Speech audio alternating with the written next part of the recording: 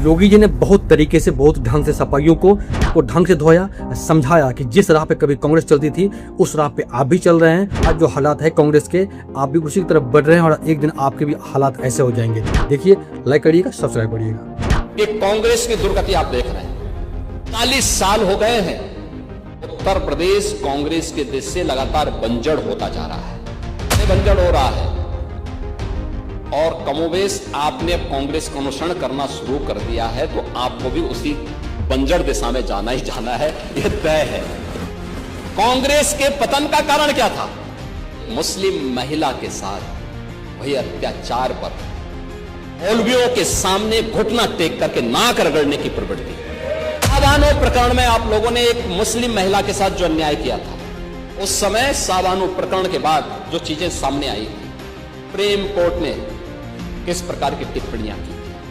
अगर कांग्रेस ये पाप नहीं करता, मौलवियों के दबाव में नहीं आता, भारत के कानून का सम्मान करके साबानो को भी न्याय दिया होता, गति नहीं होती।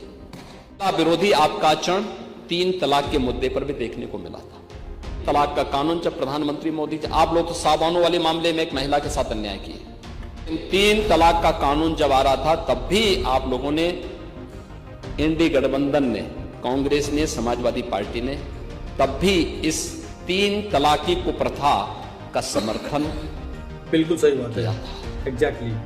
दुनिया के अंदर तमाम इस्लामिक देश 3 तलाक की कुप्रथा को नहीं मानते, लेकिन आप हैं करेंगे नहीं।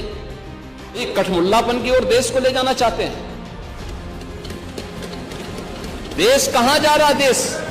यह देश फतवे की राजनीति बंद करवा चुका है, लेकिन आप उसको मानने को तैयार नहीं। 3 तलाक के बिल का आप लोगों ने विरोध किया और इस तरीके से आप लोग उन दुर्दांत माफियाओं के सामने नाक रगड़ते थे।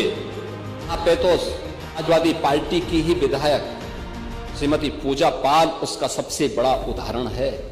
गुंडा और एक माफिया के सामने समाजवादी पार्टी किस प्रकार से नतमस्तक होती थी जब स्वर्गीय राजू पाल की हत्या होती है। एग्जैक्टली। लोग उस पूजा पाल के आंखों के आंसुओं को भी नहीं पहुंच पाए थे।